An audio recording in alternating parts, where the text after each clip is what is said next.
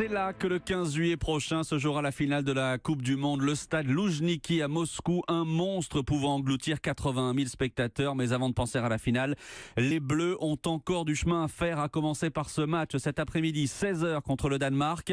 L'équipe de France, certes, est déjà qualifiée pour les huitièmes de finale, mais elle doit au moins faire match nul pour terminer première de son groupe et s'éviter un adversaire coriace en huitième, à savoir la Croatie. Voilà pour les enjeux. Parlons maintenant de l'ambiance.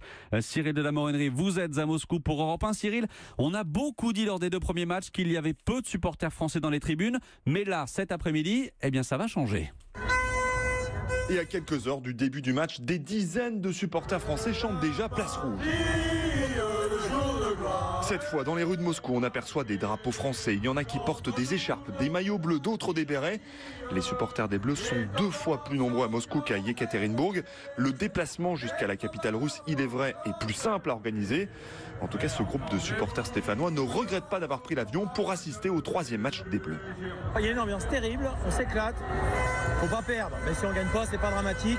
Match nul, c'est bon aussi, quoi. Ça va être l'affirmation de notre suprématie sur la poule et un bon élan pour la suite. Et si certains regrettent de ne pas voir tout à l'heure l'équipe type, de l'avis général, on approuve la décision de Didier Deschamps de faire tourner. Ça prouve aussi que le groupe vit bien et que tout le monde accepte les changements et que ça reste un collectif. Et après avoir été submergés par des chants péruviens jeudi dernier, les supporters tricolores veulent prendre leur revanche et gagner le match des tribunes face aux Danois. Moscou, Cyril de la Morinerie, Europe 1.